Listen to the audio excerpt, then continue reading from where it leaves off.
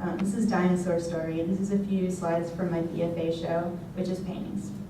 It's personal work, it's a narrative. I'm using a pink dinosaur as stand-in for some insecurities. The Stegosaurus starts as sort of a magical creature. Over the course of the story, it is exploited.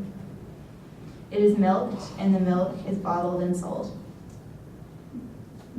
I engage with the dinosaur as a consumer and hoard the milk bottles under the layers of the earth.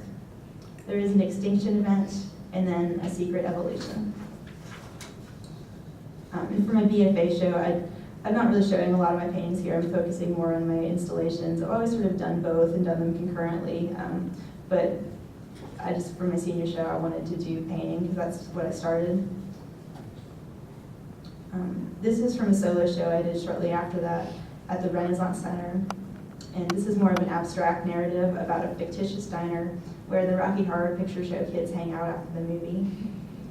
So everything, in the other series, it's starting to get sort of two-dimensional with the Super Mario kind of gravity and that. And here it's really pushing with the racing stripes. And it's sort of blending painting and sculpture and those kinds of techniques. I've got Xerox transfer in here. Here's another image from that.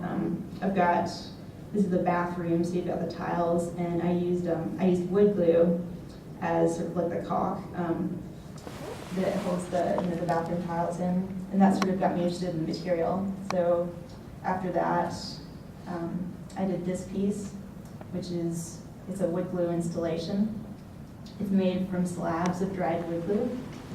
It's purely material driven. It's about experimentation and play. It's whimsical and fun. It's installed in the viewer's space. People can walk through it. And the color, I did this piece several times. The color was from the first time that I installed it at Danger Art Gallery.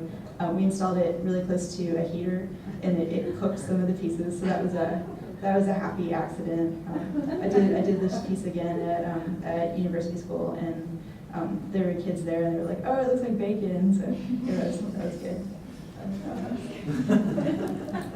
And this is I'm continuing to paint. These are some paintings I did to show me with them or connected to them. So still pretty flat and two-dimensional with white out in there.